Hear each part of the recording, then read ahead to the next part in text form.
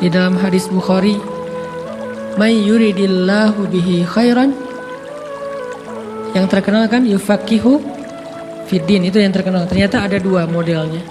Ada may yuridillahu bihi khairan yufaqihu fiddin. Siapa yang Allah pengen kasih dia kebaikan agama, kebaikan, Allah akan buat dia mengerti halal dan haram. Itu berarti Allah sayang sama dia. Ini satu model hadis. Ada model yang kedua, mirip redaksinya. May yuridillahu bihi khairan yusib min. Hadis Bukhari. Siapa yang Allah pengen ngasih dia kebaikan, Allah uji. Hah? Kok gitu caranya? Ternyata kayak gitu rahasianya. May yuridillahu bihi khairan, may yuridillahu bihi khairan. Siapa yang Allah pengen ngasih dia kebaikan, Allah kasih dia musibah atau ujian. Kenapa bisa seperti itu, Ustaz? Fa inna ma'al usri yusra, inna ma'al usri yusra. Seolah-olah Allah bilang di dalam ayat itu, kalau kalian mau dapat kemudahan, biasanya lewatnya kesusahan dulu. Kalau kalian pengen dapat keberuntungan, biasanya dapatnya kerugian dulu. Tapi keberuntungan dan kerugiannya pasti nggak sebanding. Keberuntungannya jauh lebih besar daripada kerugiannya. Kerugian itu kayak modal doang, DP. Jadi kalau kita mau dapat kejutan dari Allah, Allah kasih kita DP. DP-nya apa? Ujian. DP-nya musibah. DP-nya rasa nggak nyaman. Itu DP tuh. DP terhadap apa? DP dari Allah terhadap hadiah-hadiah besar yang Allah pengen ngasih ke kita setelahnya. Cuman banyak orang yang menolak DP ini. Sama kayak kita misalnya. Kalau kita mau ngasih dia hadiah, kita kasih dia kayak kejutan dulu. Dia lagi ulang tahun nih, disiram air dulu.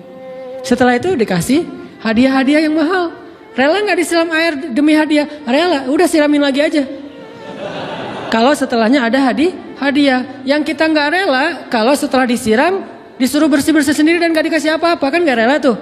Berarti ini bab iman. Yakin gak kalau Allah tetap ngasih hadiah? Kan sabar dan iman itu ternyata tahu aman, kembar. Kalau kita yakin Allah ngasih hadiah setelah ngasih kita DP ujian, ya kita akan sabar. Gak apa-apa deh, bentar lagi mau dikasih hadiah, digini-giniin juga gak masalah. Dibully, diapain sama Allah, biarin aja. Ya Allah saya sabar, kan bentar lagi mau dikasih hadiah nih. Ini masalah yakin. Tapi kalau kita gak yakin, apa sih maunya Allah, gitu kan?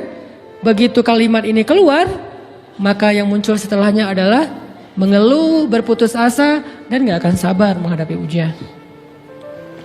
Ujian, kata Nabi, may yuridillahu bihi khairan. Siapa yang Allah pengen kasih hadiah, siapa yang Allah pengen kasih kejutan, siapa yang Allah pengen kasih pertolongan, siapa yang Allah pengen kasih kebaikan, yusib min, Allah akan uji dia dulu. Ini sunnatullah. Sehingga kalau kita lagi diuji, yang kita lihat jangan ujiannya, apa setelah itu. Gimana ngelihatnya Ustaz, gak kelihatan? Dengan mata hati. Istafti qalbak, tanya kepada hatimu, kelihatan gak? Dengan mata hati. Gimana ngelihat dengan mata hati? Dengan iman, saya percaya Allah pasti ngasih kebaikan setelah ini. Orang Allah sendiri yang ngomong, gak ada satu huruf pun di Al-Quran yang salah. Apalagi satu ayat, apalagi dua ayat. Fa inna ma'al usri yusra. Ditegesin lagi, inna ma'al usri yusra. Tapi usr dulu, baru yusr. Dikasih kesusahan sedikit, dikasih kemudahan yang banyak. Dikasih kesusahan sedikit, dikasih kemudahan yang banyak. Ini yang kita coba bangun, tajdidul iman. Bangun memperbaharui yakin. Sehingga ketika kita diuji, sedih, wajar. Mengaduh sedikit, bukan mengeluh ya. Kalau mengeluh kan nyalahin Allah. Kalau ngaduh, yang namanya orang dicubit kan, itu ngaduh. Tapi kalau, apa sih maunya Allah? Nah itu ngeluh. Antara mengadu dengan mengeluh berbeda. Mengaduh, itu manusiawi. Sedih, itu manusiawi. Air mata, bahkan bukan hanya manusiawi, itu rahmat dari Allah. Orang yang gak bisa menangis itu yang bahaya. Kalau kita masih bisa menangis, berarti kita masih peka hatinya. Bukankah anak kecil paling sering menangis? Berarti hatinya peka. Siapa lagi selain anak kecil yang paling sering menangis? Cewek. Cowok itu emang gak punya perasaan, makanya jarang nangis. Cewek dikit-dikit nangis, jangan bilang, cemen banget sih nangis, cengeng apa. Enggak, karena dia perasaannya lebih peka dari kita. Itulah kenapa Allah menitipkan bayi kepada perempuan. Kalau dititipin ke laki-laki hancur. Di balik kepekaan perempuan, di balik sensitifnya perempuan, di balik perasaannya yang luar biasa, di situ Allah Subhanahu wa taala menitipkan amanah, dia yang paling baik dalam merawat bayinya. Perempuan secara umum mungkin lebih banyak bicara daripada laki-laki ya.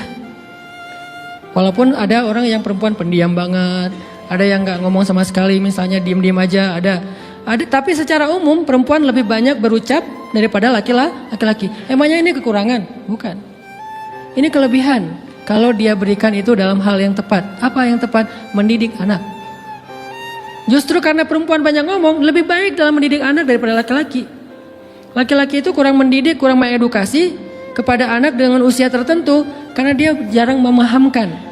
Salah hanya marah, salah hanya ditegur. Kalau ibunya jelasin, nah gini sebelum tidur ibunya yang ceritain banyak cerita. Saya sendiri ngalamin sering mana seorang ayah sama ibu interaksi sama anak dalam bentuk verbal. Sering ibu. Jadi menangis itu rahmat dari Allah. Nggak apa-apa, nangis saja. Dan itu tidak disebut mengeluh. Kamu kok nangis? Ya kan orang Islam harus sabar. Emangnya nangis dengan sabar itu bertolak belakang? Sabar tetap sabar. Ya nangis jalan aja terus nangis. Nangis apa pakai nangisnya nggak cuma nangis doang, emotikonnya juga nangis, berderai-derai gitu. Sampai air matanya menggenang gitu kan ya. Boleh lah. Ditambah lagi dengan visual menangisnya posting bahwa dia lagi tertusuk duri dengan postingan kaktus atau apalah. Dia pengen share ke semua orang bahwa saya sedang sedih. Sehingga nanti ketika ada orang yang menghibur dia dengan sedikit kata-kata yang sabar ya segala macam, wah makin berderai-derai. Itu belum jadi, kecuali dia keluarkan kata-kata mengeluh, baru dia disebut orang yang banyak mengeluh, berputus asa. Kalau mengaduh wajar, walaupun ada nabi udah diuji berat nggak mau mengaduh, apalagi ngeluh. Zakaria digergaji mengadu aja nggak. Kenapa? Karena kata malaikat kalau kamu mengaduh sedikit aja, maka Allah Subhanahu Wa Taala akan menghancurkan kaum ini. Dia kasihan kepada kaumnya, nggak mau mengaduh. Satu-satunya orang yang kita tidak boleh mengaduh hanya orang tua. Atau itu mengeluh kalau untuk orang tua. Kalau yang lain nggak disebut mengeluh. Kalau ke teman, malas nggak apa-apa. Jangan sering-sering tapi. Apaan sih? Ke teman boleh. Tapi ke orang tua, saja itu bukan lagi mengaduh, itu sudah mengeluh. Khusus untuk orang tua. Kalau di antara manusia. Kalau kepada Allah dan Rasul, pastinya lebih dari itu. Ketika kita diam saja, tidak langsung beranjak sami'na wa ata'na labbaika ya rabbi wa sa'daik, enggak memenuhi panggilan Allah, itu sudah disebut bagian dari kufur ingkar. Tapi minimal kita mungkin masih mengaduh, kita masih menangis, kita masih lelah, kita masih merasa lemah, setidaknya kita tidak mengeluh. Kenapa?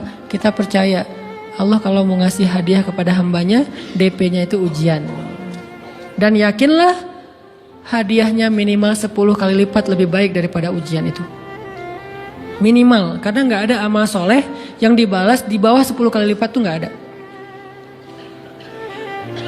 Amal soleh, amal ya bukan niat. Amal yang udah kita kerjakan minimal dibalas 10 kali lipat. Minimal, maksimalnya bighairi hisab, tanpa batas. Bighairi hisab, tanpa batas. Ada yang 700 kali lipat kayak sedekah. Tapi tetap aja ayat sedekah di akhirnya ujung-ujungnya apa? Bighairi hisab juga kan? Berarti sedekah itu minimal dibalas 700 kali lipat. Minimal. Kalau kita yakin. Selalu syaratnya kalau kita yakin.